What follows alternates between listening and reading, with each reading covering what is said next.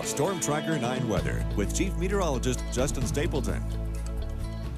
Quiet out there so far this evening over on the western side. We saw a nice summery afternoon for many folks. Got into the low 80s here in Eugene as we expected. Got into the mid 80s down in Roseburg. One of the spots probably going to see summer-like temperatures even as we bounce into the weekend. We'll add a few changes to that, and I'll get into those in a second. First, let's take a peek outside what we've got. A nice little what we'll call a Weather 101 disturbance moving on through. This is what happens when you get an upper level disturbance, basically just sort of a little trough or a little dip in the upper part of the atmosphere. You have a lot of moisture that's hanging out way up there, about 20, 30,000 feet, and you get a little system, just kind of give it a nudge. What you get is you get a nice little array of clouds that just kind of spill their way southward.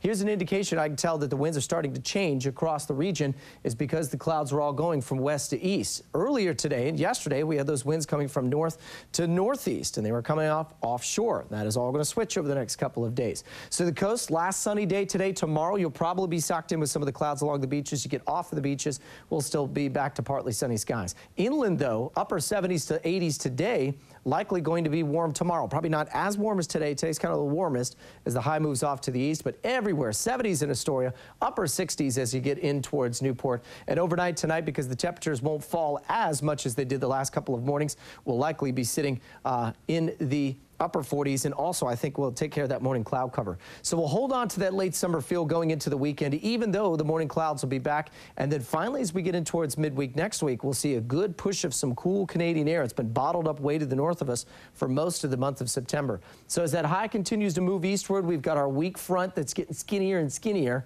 and that's because it's pretty much falling apart. You can also see the winds are going to start coming out of the west and northwest, and so that'll bring that ocean air back into the forecast and shave off a few afternoon high degrees, or a few degrees off our afternoon highs, I should say. So starting off tomorrow, we see a little bit of cloud cover along the coast. It could get a patchy batch here inland, and then we'll be back to mostly sunny skies by Saturday. The front moves overhead, and I do think that that'll thicken the cloud cover up in the morning, but by the afternoon, it's pretty much back to clear skies. We should be fine. There's not going to really have that much of an influence to it. So the coast will see mostly sunny to partly sunny tomorrow. Then we'll cloud up on Saturday with some drizzle at times. Then the high starts to rebuild, so we get back to more sunshine. And then by late next week, that's when I expect to see a stronger system bring not only a chance for some drizzle, but watch the 80s here in the Umpqua go all the way through Monday and Tuesday, get shot down to the low 70s by the time we get into Thursday. Cascades will be mostly sunny with the temperatures in the mid to low 70s, upper 70s in Bend and Redmond.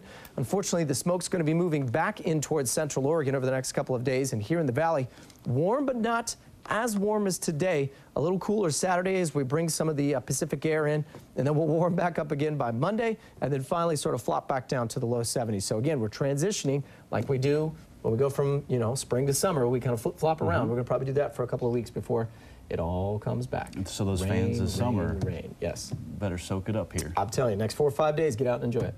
Thanks, Justin. Yep.